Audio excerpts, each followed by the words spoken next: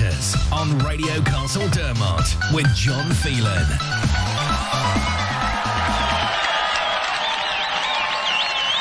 Good evening, everybody, and you're all very welcome to a new season of What Matters.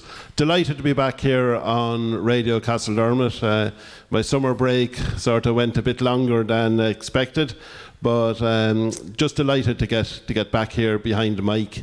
I'm joined this evening by Lily Whelan and Ger Whelan, and we'll get to them now just in a couple of minutes. I want to say a massive thanks to O'Gorman Meats, who have come on board again this season as our sponsor for the show.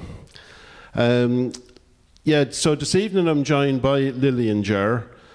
Both have been with me previously, so you're both very welcome here, back to Radio Castledermot. Lily is the chairperson of the Castledermot History Group. So with Lily later on, we're going to talk about what has happened with the History Group during 2023 and what's happening going into the future. Ger is here to tell us about a launch that he's going to be unveiling within the next 2 weeks. So I'm going to go and I'm going to start with you, Ger. So again, Ger, you're very welcome back here to Radio Castledermot and back up to Castledermot again. Thank you, John. So, Ger, our listeners will remember that you wrote a book called The Forgotten, which was to do with people from Castledermot and the surrounding areas who died in World War I. And from this, then, Ger, you're going to unveil something here in Castledermot, but maybe you might just refresh the memory of our listeners about what The Forgotten is about. Thanks, John. Yeah, the book itself is about the 48 men who were killed in World War I from Castledermot district, and about another 115 who served and survived in the war, and they're all documented in the book and their histories.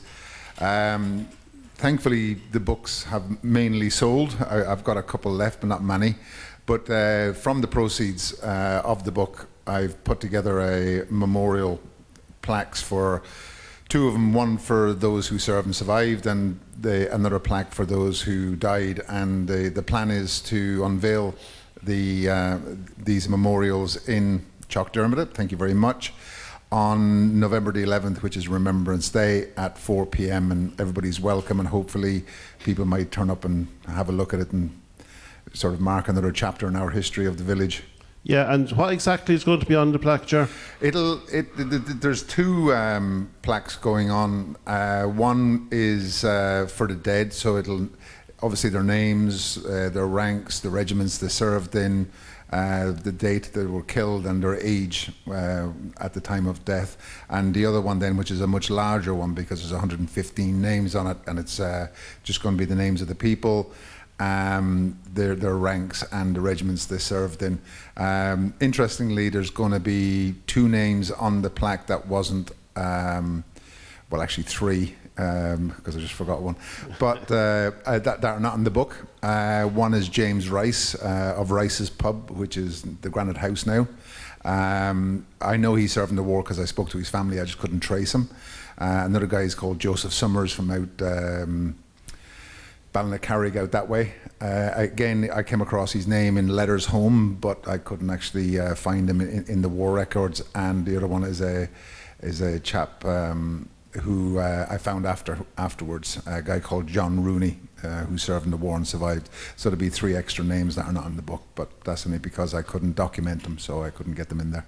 All right, very good, yeah. Very good. So that's on Remembrance Day, the 11th of November, and the unveiling is going to be here in Castledermot at 4 p.m. That's the plan. And so everybody is invited to come down to that. I suppose the more the merrier, and to be able to see, and to remember, I suppose, the heroes that left Castledermot and didn't return. Yeah, and look, I mean, there's a lot of them are, Nolans and Lawlers and Corrigans and all the names you would associate with Murphys and all that with Castledermot. So the chances are most people are probably somewhere related to a lot of them that are on that plaque.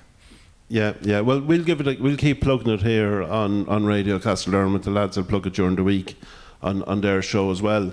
Maybe you just give us a couple of brief, I suppose, nuggets of knowledge, on the war.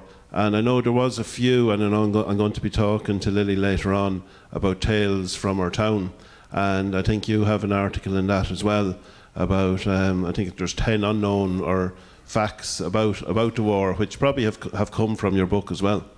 Absolutely, sort of various things. The youngest man to die in the war was only 18, a guy called Ger Whelan from Whelan. And the oldest man to die was a man called Patrick Corcoran, who was nearly 49 years of age, from Barnhill. And he died when he was, his boat was torpedoed from between Holyhead and Dunleary, which was the HSS or the SS Leinster. So he died on that. The other facts is the furthest man away is a guy called Robert Brown from Woodlands, and he lies in Tanzania, which is about 11,000 kilometres from here. And sort of and it names there's 5 families where they lost 2 or more sons in the war from Castledermot. You had the Englishes, obviously Michael English's granduncles, both of them were killed in the war. Simon Byrne, who passed out recently, he had 2 uncles that were killed in the war, and a few others. But I believe you have a link to the book as well with Mr. Jenkinson. Yes, that's right. Yeah, Mr. Jenkinson, his wife was actually my godmother, so or his daughter, wasn't it? Yeah. Yeah. So I mean, it's amazing what we don't know. Yes, that's it. That's it. Yeah. Well, listen, Ger, thanks a million for coming in again, and we'll definitely keep plugging it here, and hopefully we'll get a good turnout. And well done on all the work, and bringing all this to the people of Castledermot, because I know I, for one, didn't know very much about it.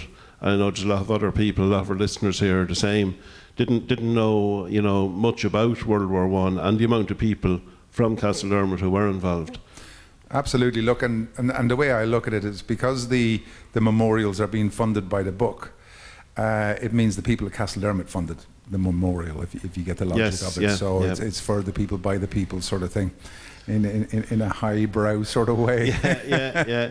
So listen, Ger, that's great. Thanks a million. And I'll definitely see you on Remembrance Day on the 11th. So it's the 11th to the 11th, folks. It's, it'll be easy to remember the date. And that's on Saturday week? Yep. Saturday week. So thanks a million, Ger. Thanks, John. We might just give out our question now for this evening. O'Gorman Meats, your local winning butchers, serving the local community for generations, and proud to sponsor Radio Castledermot. It's competition time on Radio Castledermot. Answers to John's phone on 087 226 5103 to be with a chance of winning one of our great prizes.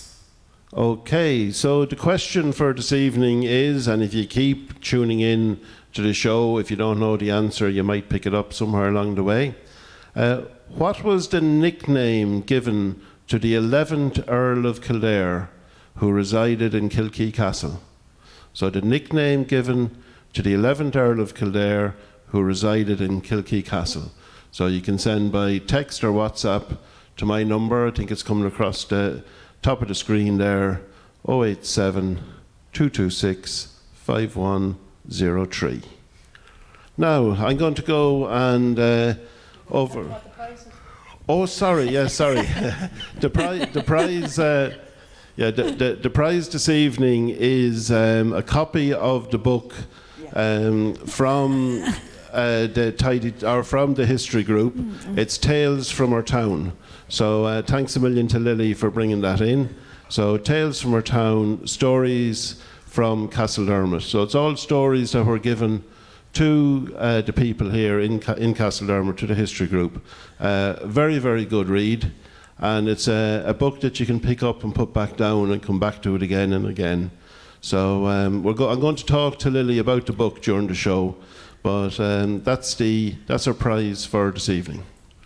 Okay, Lily, I'm going to go over to you now, and So thanks a million again, Lily, for coming in. You're welcome. You're used to the seat here, and I suppose I was just saying to you there, Lily, we changed around the studio a bit for our new shows. So I hope you like it. You're after sitting on 3 different seats in here now. That's very comfortable. Yeah.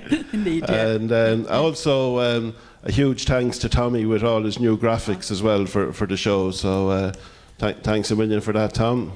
So, Lily, what we're going to do this evening is we're going to sort of take a review of 2023, what has happened for the history group, and what's going to happen.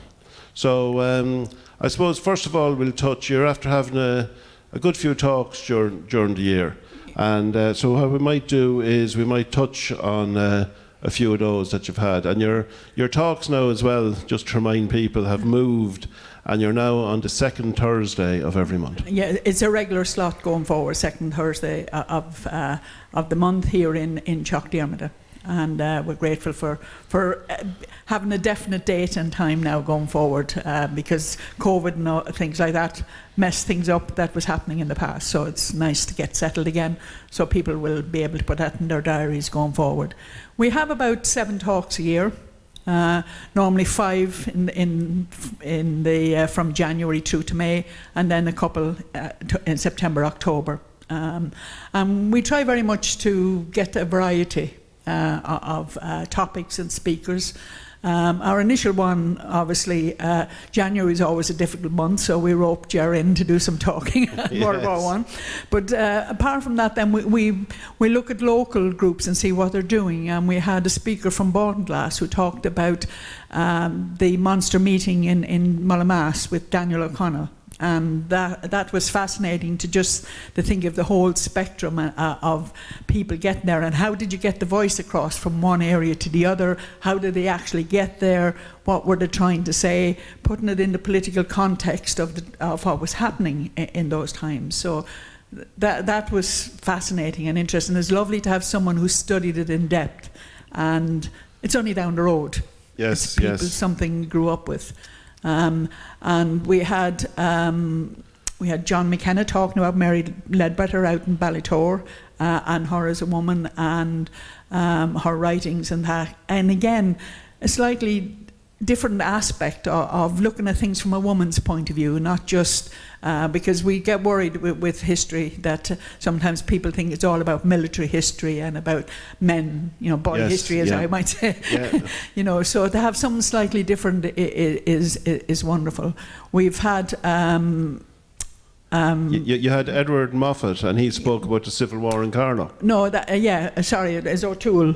Right, sorry, yeah. Moffat was a solicitor in that lived out in Pal, and this was a dispute during the Civil War, or the War of Independence, when his house got invaded per se, and a young man got killed there.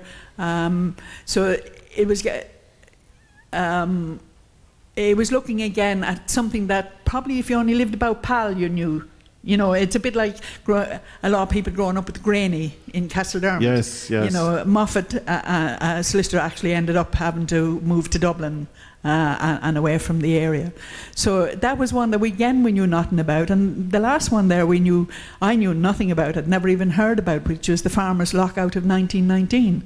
With farm labourers' lockout, and that was about a wages dispute, mainly in 1919 here and in Meath, along with the lockouts that was happening in other areas, and it fizzled out in a sense because local farmers did deals with local workers and to come to terms, but it actually moved on. It continued on into the early 1920s. In 23 there was a even bigger dispute. Not so much around here, but the initial works actually, the initial dispute started around Castledermot, South Kildare area, and in Meath. So that was again something that even some of the local farmers didn't know about. So a lot of people came along. The lovely thing in a sense is that people come along quite often to the one that attracts them for whatever reason it might be, we have a young 10-year-old that comes along to the World War I ones because his grandfather, his great-grandfather served in it, and he comes along to learn a bit more. Not a Castledermot man, but and that's lovely. True to the farmers coming for the lockout and that was a video done by the young man in the National Archive. I was doing some research, and he came and showed the video, which put it in context for us, and we were grateful. They were very well organised and supported by the Kildare County Council, which was great from our point of view as well. It gets the word out there that we're down here and very active and interested in what's going on. Yeah. You know? Brilliant.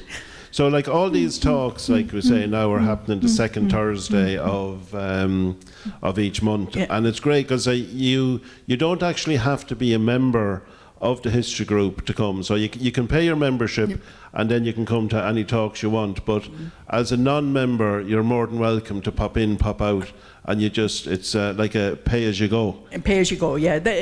Actually, we're the yearly membership of €15 for 7 lectures if you go on it, and they're a €5 a lec if you don't. Then so unless you're very specific, most people are quite happy just to pay the €15, and then they can come in. Come as they want. At €15, folks, it's definitely €15 well spent. So if you haven't already joined up, or be joining up for the new year now, coming into January, get in touch with Lily here. Lily, we'll move on, and another new initiative that you introduced this year, and it was to get young people involved, and it's the Eamon Kane Local History Prize. Yeah. This is in conjunction with Castledermot, the history teachers down there, and the idea was to get young people involved and in local history, because local history is everything. It's their school, their community, the people that are in the area, and any activities that go on. Like the Vintage Club, that's going to be very much part of our history. We've had the tennis club, we've had opera societies, so it's about getting them involved and finding out about what is their community. So that was very successful. And the winner of that actually was a young lady called Katie Tees, who did a thing on the Graney ambush.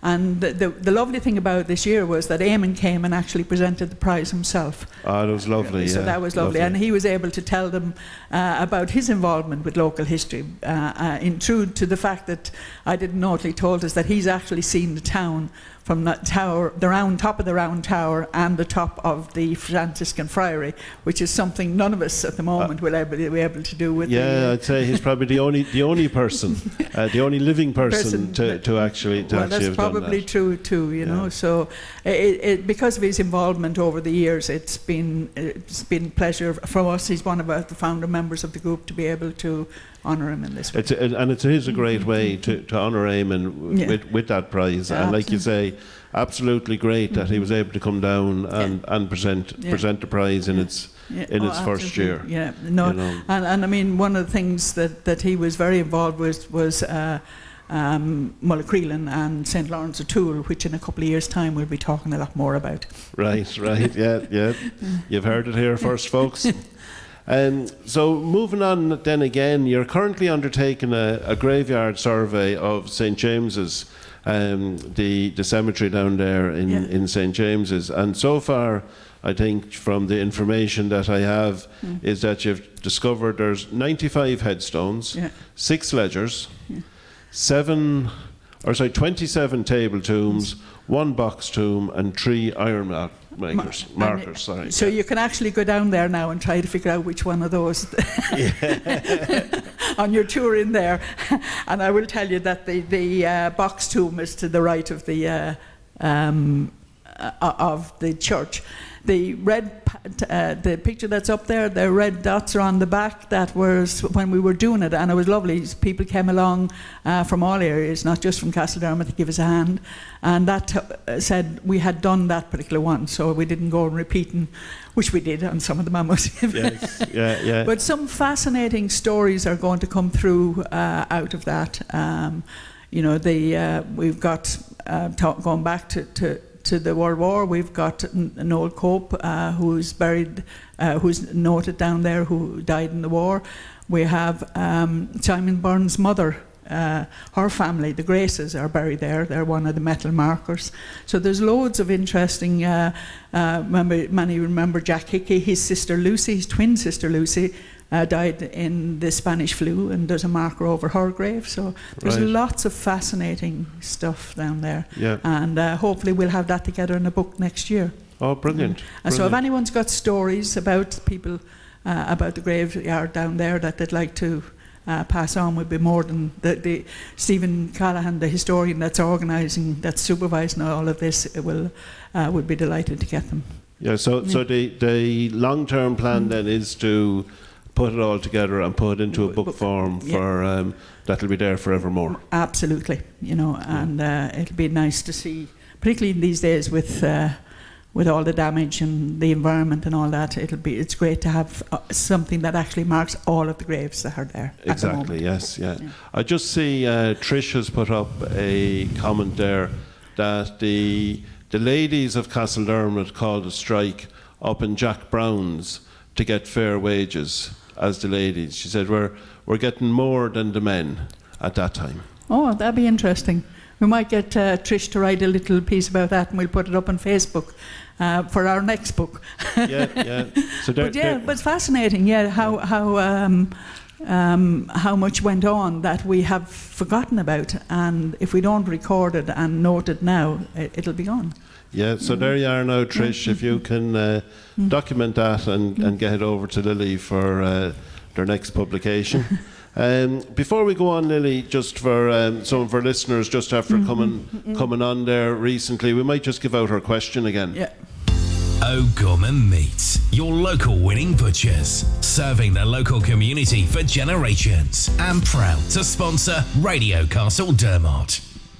Okay, so our question this evening for our prize, which is the book Tales from Our Town. The question is, what was the nickname given to the 11th Earl of Kildare who resided in Kilkee Castle? So the nickname given to the 11th Earl of Kildare who resided in Kilkee Castle. You can text or WhatsApp your answers to my phone, which is 087 226 5103. Lily, we'll move on to the book. Actually, we'll move on to the book that we're giving out as the prize. And so this book you launched in August of this year, and you have dedicated the book to your first treasurer, who Colm Heslin, who sadly passed away suddenly just over a year ago in October last year. And the book is a lot of, I suppose, small, short stories of history from around Castledermot. It is very much, and it was an honour to be able to dedicate it to Colm, and his partner Michelle actually launched the book for us, which was great. But these were stories that during COVID, when nothing else was happening, we actually had a meeting in a barn, and this was when we decided that this would be a good idea to actually get people to write stories, and we would put them up on Facebook, and the response was actually amazing. Not only, and a bit like Trish coming in there, lots of people came in with comments about the stories that were put up. And the interesting thing was then that when we did them to the book, they went back to the authors of the article, and they could incorporate the comments that came through or whatever else, or bits of history. Like we did one on the tennis club, and then we had Wimbledon, and the referee for the men's final was a guy called Fergus Murphy, and his father learned his tennis in Castledermot. So in the bit of the tennis club is his father, Pat Murphy.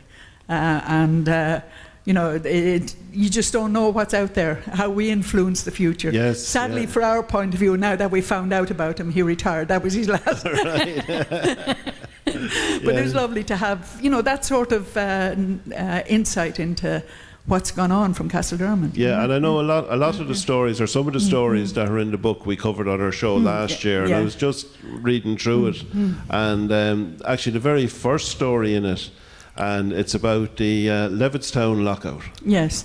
When during COVID, Michael Dempsey asked me to do a piece on the history of the church here, and obviously it became a little bit more. And then they said, what about Levittstown?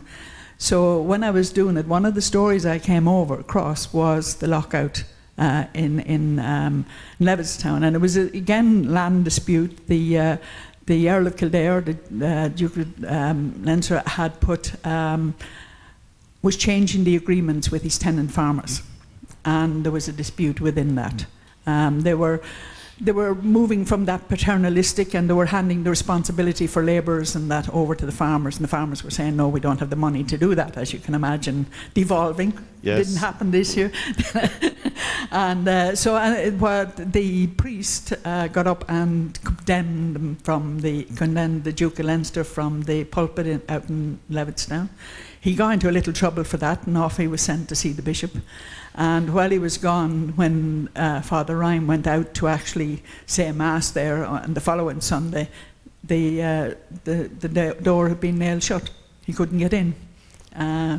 So he piled in through the sacristy, and eventually they opened the door, but obviously the Mass didn't happen on that day. Yes. Yeah. The priest got moved to Arklow, I believe apparently was where you went if you were in trouble.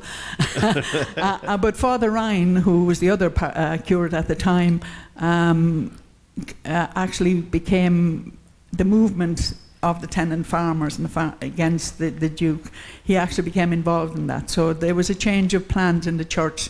It was upsetting the community. Initially they were going, we're not having anything to do with this as politics, but then when they realised this, how impacted the community, they became part of the movement. Became involved, yeah. So, yeah. Right, But yeah. very fascinating stuff. One small incident can actually reflect a much bigger thing that was happening in the community at the time. Yes, yeah, no, because there is just definitely some very Father Manning, interesting. by the way, was the priest, the curate. Right, yeah. That goes into trouble. And like another story in the book, and I suppose it links us back into what we've been just talking about down in St. James's, is King Cormac's grave. Yeah. The Battle of Ballymoon. He actually was educated in Castledermot, and he was the one that requested that he actually be buried in Castledermot, and it's up on your left-hand side, the marker for his grave.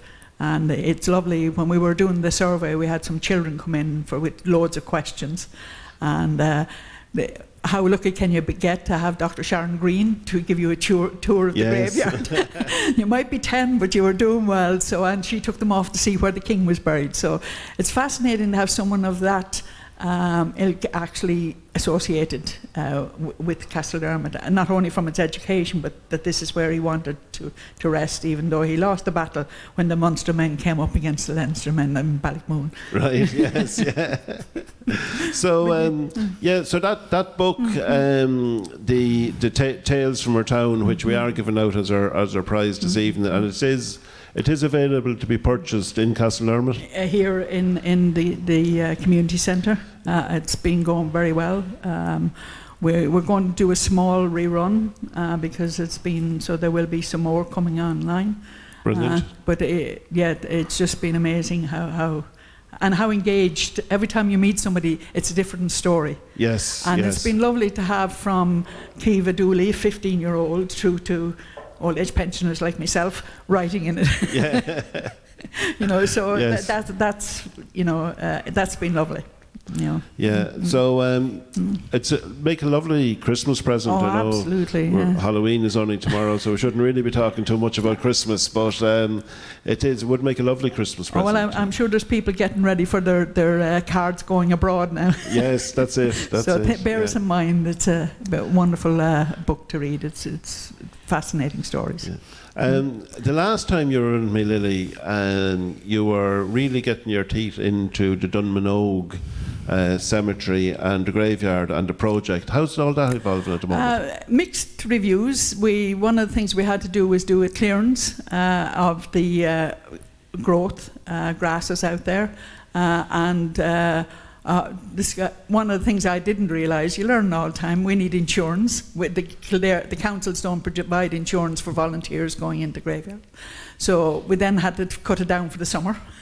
because we didn't, you're not allowed to do it. And then come September, I discovered it's a national monument. So I need the minister's permission to go in and cut the grass. Right. And that's what we're waiting. But when it's done, we will be doing a graveyard survey out there.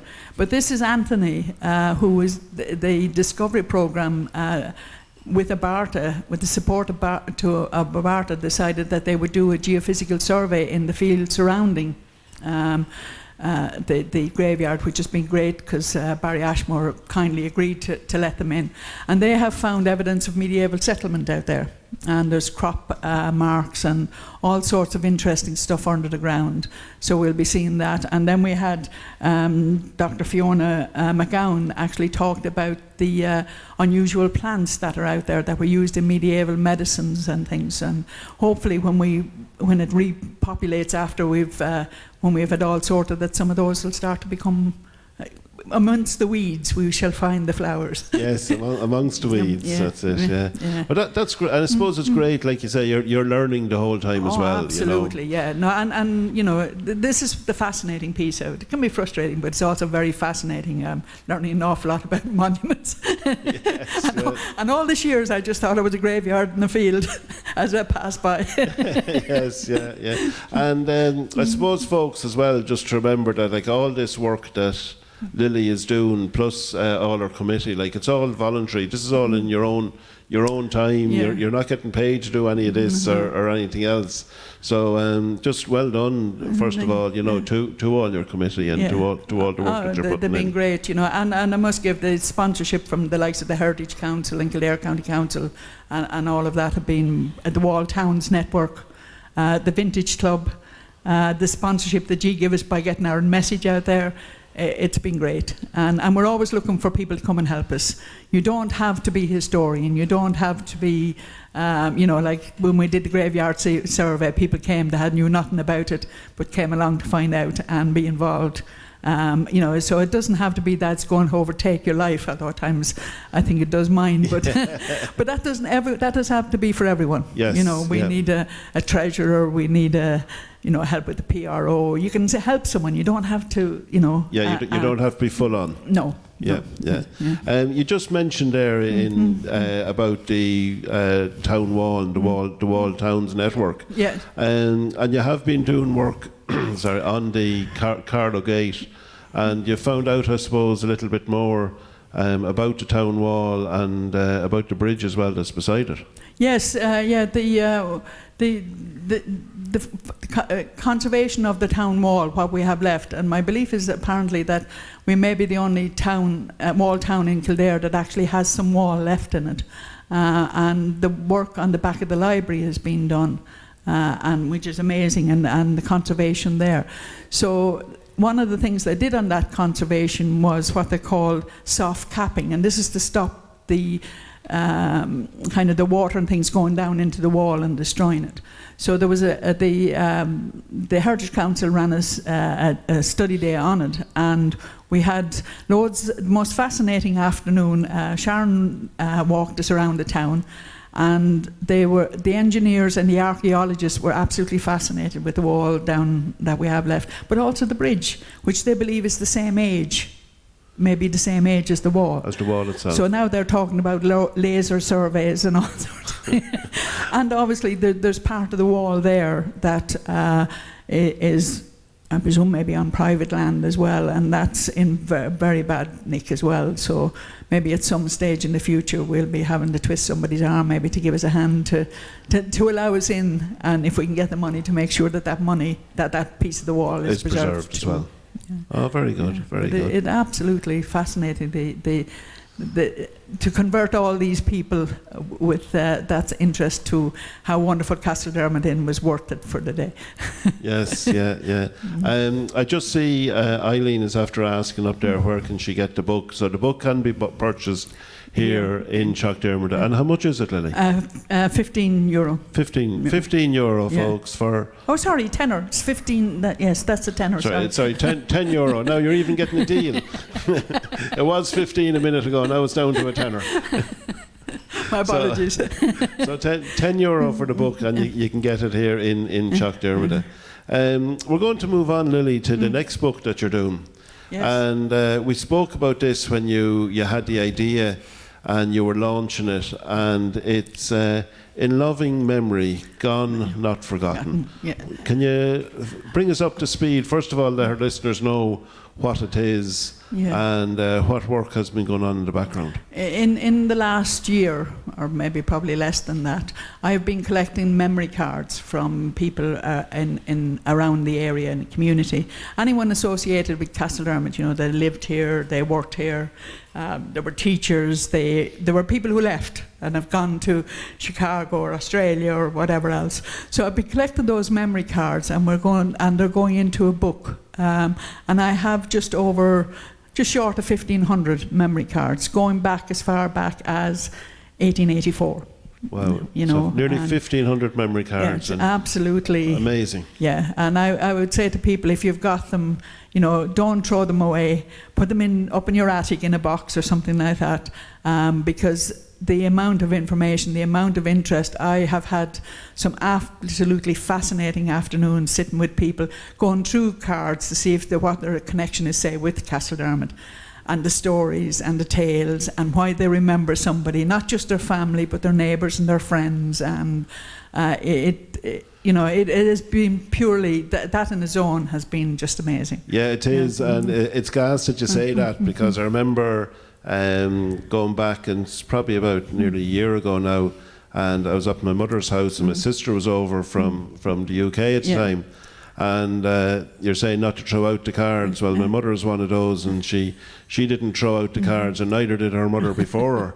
So out came this big box of memorial cards, and I'd say we sat and going through these memorial cards for easily 3 hours, and linking back who this person was, who that person was. So I can only imagine what it's going to be like going through the book, for a lot of people in the locality, because they will be able to link back to certain people, and they'll know, oh yeah, do you remember that person, and that person was related to this person here, and I think there might be a lot more people related to each other than they realise when they look back at something. Yes, yeah. But yeah, no, absolutely, that. And a couple of times I've had to say, well, can you come tomorrow, because the family are having a look at the cards today.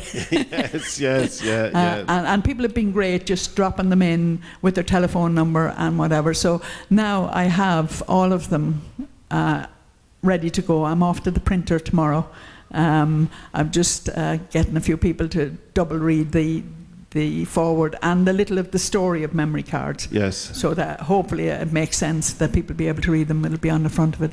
And it's been an amazing experience, and it's just made me really appreciate the diversity and the range and the heartache that must have been through some of those memory cards that I've gone through there. It's just been, amazing. Yes, You're saying people related to people. I think there's still people in Castledermot. I know a lot of people in Castledermot. There's still every week I'm hearing about different people related to different people.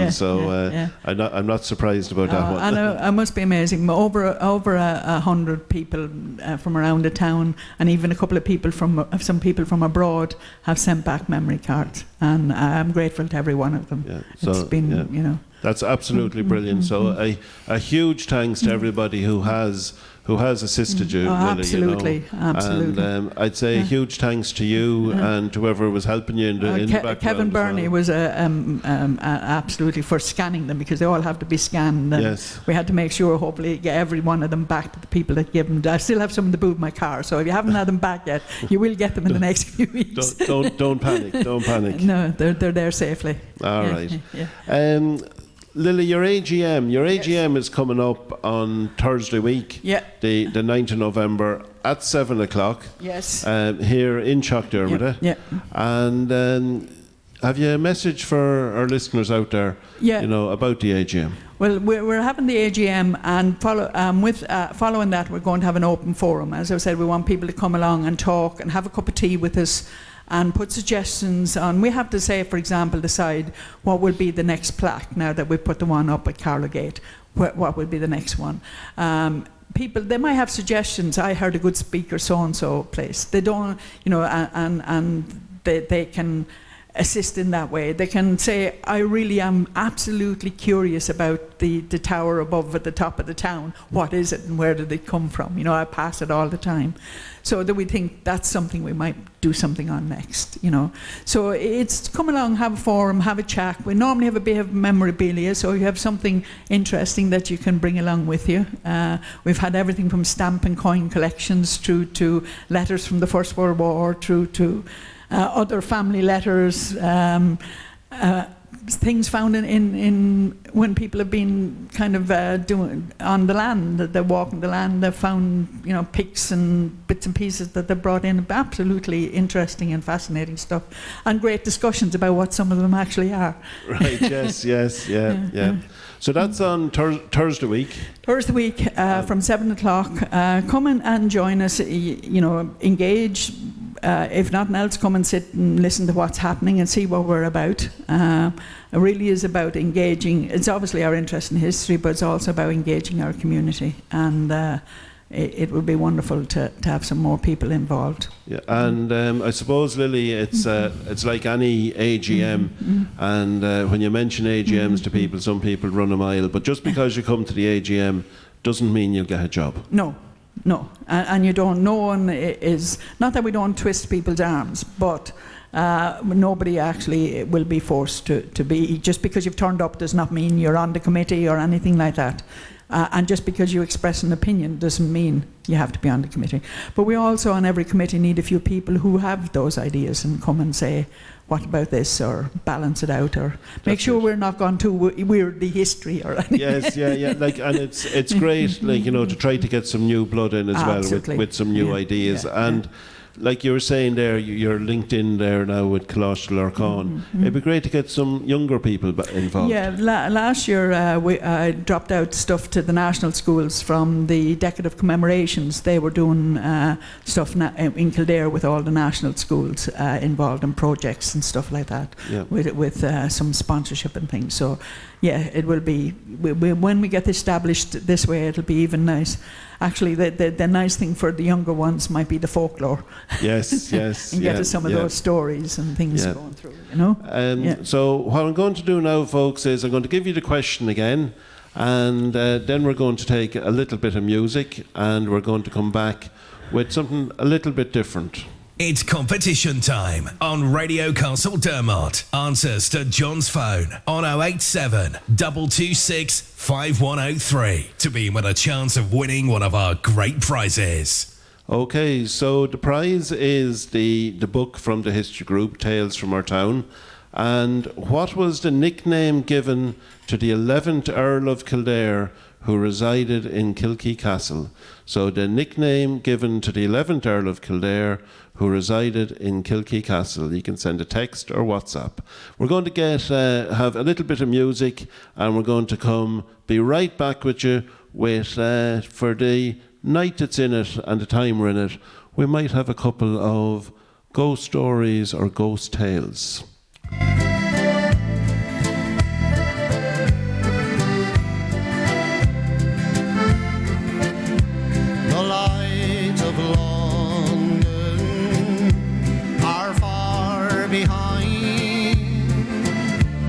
Thoughts of homeland are proud in my mind. Familiar places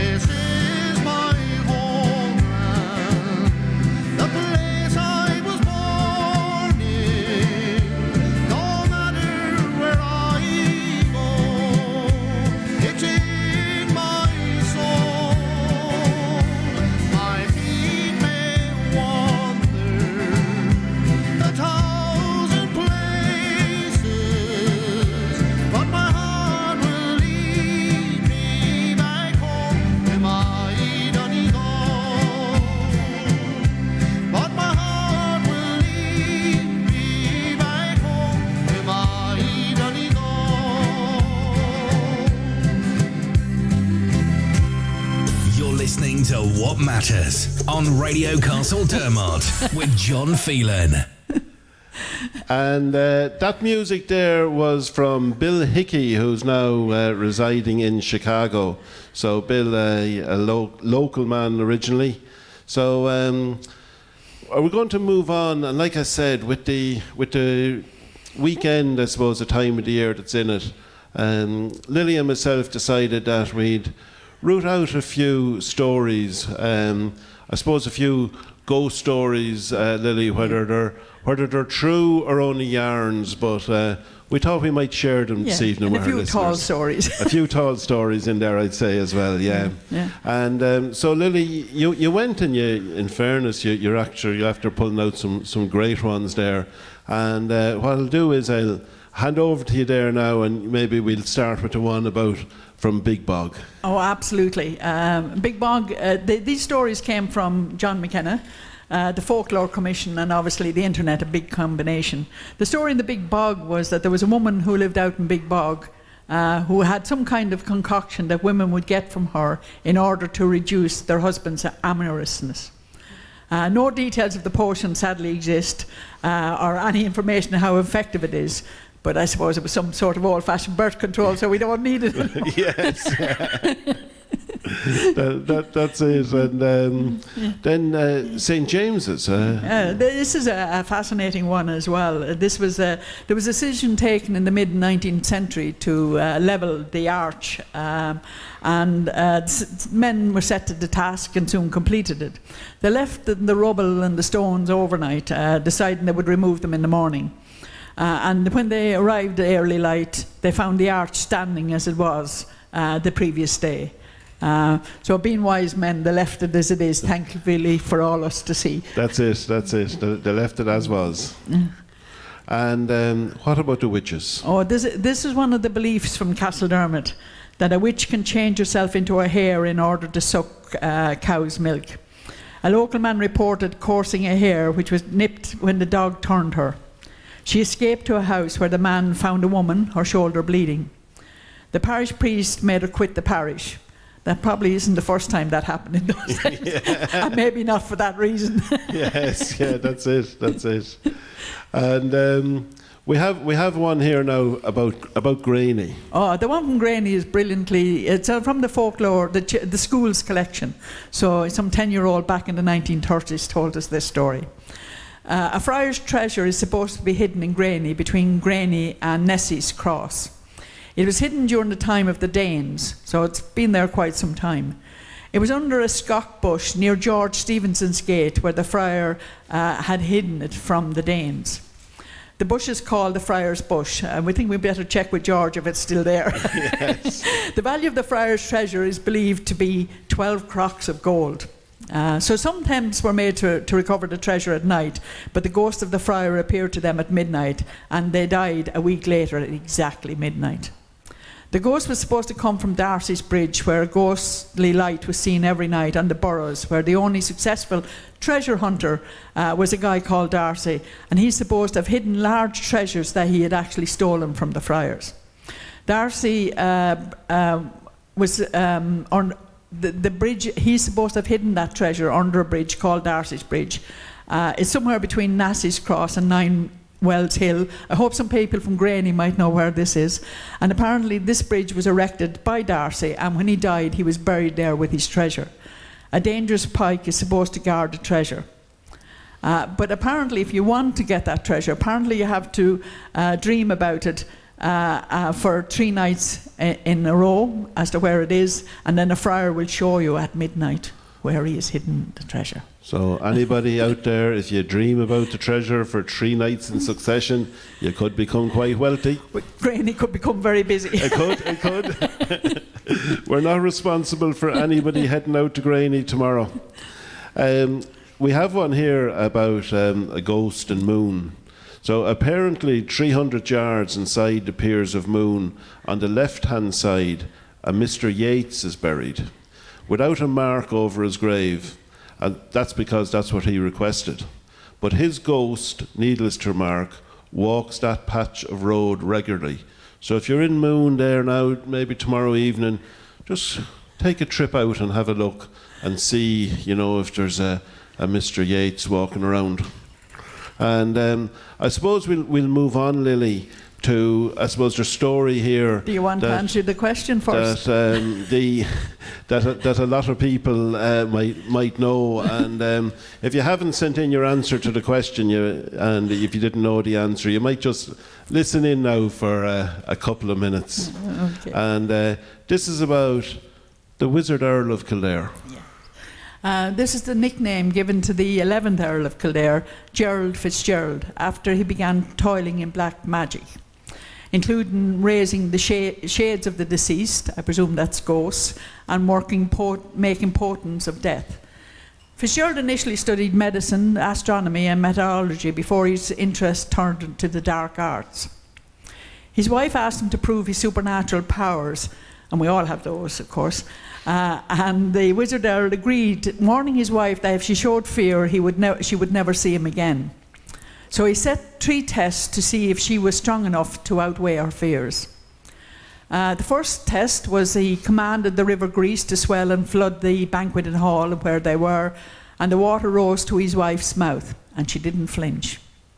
The second test, he summoned the form of a dead friend who strode through the hall, stopped in front of his wife and took her hand. He then departed through a wall. Again, his wife did not react. The third test involved the Earl conjuring a serpent-like monster which wrapped itself around his wife. Once again, she showed no fear. So Fitzgerald decided he would show her how he could transform himself. So the wizard told his wife to close her eyes, and when she heard his stamp 3 times, she could open them. When she opened her eyes, a blackbird appeared before her, and it flew up onto her shoulder and began to sing. At this point, the castle cat pounced, and she fainted. And when she came to, there was no sign of the bird or the cat. Legend has it that the Earl was never seen again, but sadly some historians actually spent the last years of his life in semi-captivity in London and only returned to Ireland to be buried. So which story is true, we're not quite sure. But the story of the Wizard Earl just didn't finish there. The Wizard Earl and his closest men at arms are said to have laid in an enchanted sleep in a cave for centuries under the wrath of Mullet Mast. The legend goes on that on the 7th day of the 7th month of the 7th year after this event, the Earl appears. The Earl rides up and mounts his white horse, which has silver shoes. Accompanied by his men, he rides across the Curragh, bringing fear to the travellers and farmers in their wake. These sightings actually have been reported as late as the 19th century. And in 1985, Derek Davis did a reenactment for an RTE programme, which is online. If you look it up, it's on YouTube. And Derek, it was a programme on haunted castles, and Derek reported that the previous July, a local man, Eamon Farrell, had a terrifying experience when walking past a graveyard with his girlfriend, Geraldine. They heard the beat of the horse's hooves and went to investigate. In a field, they could see the dark silhouette of a horse with something bright on top reflecting the moon. The horse rider was wearing a suit of armour. After running up and down the field, the horse went towards the castle and disappeared. Mind you, this was on the 5th of the 7th month, not the 7th of the 7th month. By the way, the next 7th month is 2026. So we might have to get ready for that one. Another story is one poor brave soul who actually wandered into the cave and disturbed the Wizard Earl, and who said, "Is it time yet?" And he said no, and the Earl went back to sleep, which was fair enough. So he didn't do himself any damage.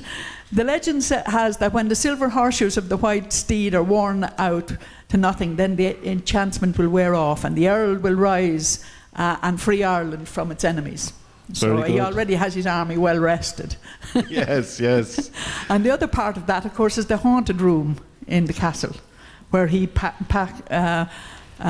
actually practiced his medicines. And according to Derek Davis and his investigator, there is definitely evidence of a dead man and woman in that room. So That's the right. haunted room is up there. And going back years ago, when I used to work in Kilkee, that room number was 222. Oh, right. And up in the tower, yeah. And the room was actually never used. I believe that, yeah. It was never used. It never could be used. Oh, right. Yeah, that's going back. Yeah, it's I've heard some amazing stories, over the years, from Kilkee, and there's another one which I heard, and whether it's a story or a tale, but I was told that there was a night porter came down the stairs in Kilkee, and middle of the night, after being going around doing his rounds, and there was a cat sitting up on the reception desk, and he went to the cat, shoo, get out of here, and the cat turned to him and said, "You go," and he did. He wasn't seen again.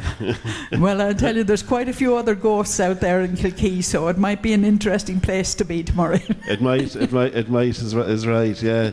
There's loads and loads and loads of stories about Kilkee, but we might move on from Kilkee and go on to, there's a lovely story here about Duckett's Grove. Duckett's Grove, I just by accident, I thought I'd have a look and see what they've got. And they have all sorts of things, from the sound of bagpipes to members of the family walking around, to William Duckett. I'm not sure which of them, seen riding a white horse around the grounds, and disembodied voices of servants are heard in the kitchen, and the noise of cutlery. But the biggest one there is the Duckett Banshee. This was a spirit. There's banshees said to haunt a lot of Irish families, but the one in Duckett's Grove is supposedly the spirit of a woman that William Duckett, and there was quite a few Williams, had an affair. She is said to have died tragically on the ground at the house after the fall from a horse. Her mother said to have put treacherous curse on the family, giving rise to the tales of the Banshee. And one of these relates to the unexplained fire that destroyed the house. Apparently on that night, her cries could be heard slicing through the night air before the house capitulated to flames. And many claimed to have seen her dancing in the house as the fire raged about her. Others say she could be seen running through the woods beside the house. Locals have reported that sounds of her supernatural screaming could be heard for 2 full days, and according to legend, a woman died inexplicably while walking past a few days later.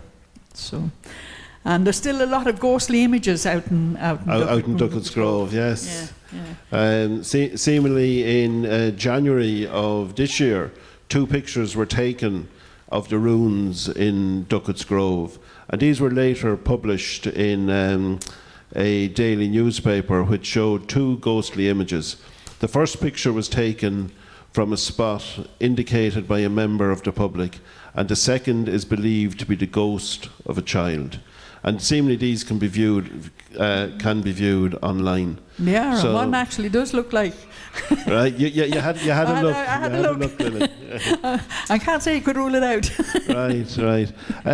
Well, look, folks, I hope you enjoyed those few stories there. We just thought that we'd throw them in this evening for the evening that's in it.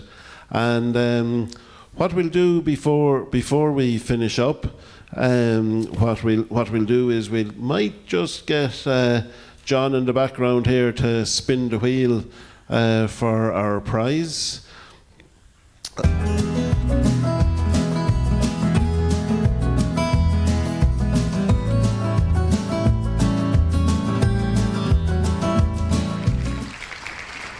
And the winner is Geraldine McGuan. So Geraldine, you've won the prize of the book, and I hope there, Geraldine, you don't see too many ghostly figures out around your house there tomorrow evening at Halloween. So we'll organise to get that to you, Geraldine, during the week. So before I finish up, I want to thank Lily for coming in. Thanks a million, Lily. It's great to have you in the studio. And thank Ger as well on our behalf who came in. I want to thank Fuzzy and Tommy here, who have been working tirelessly in the background all evening to get the show back on the road. Like I said, I'm delighted to be back behind the mic here again, and I'll be back again in 2 weeks' time. I've also been asked just to remind you that the Christmas fair is on here in Castledermot on the 3rd of December, and the reception here now are taking bookings. So if you want to have a table, a stall at the Christmas fair, bookings are now being taken at reception here. So if you get in touch with the girls or lads at reception, they'll take it. So we'll have the Christmas fair is on the 3rd of December, and Santa drive-through will be on Saturday evening the 2nd and Sunday evening the 3rd. So thanks again to everybody who tuned in this evening. It's great to be back. Thanks to O'Gorman Meats, who sponsored the show, and we'll see you all back here again in 2 weeks. So God bless, good night, and happy Halloween. Thank you. You're listening to What Matters on Radio Castledermot with Ger Whelan.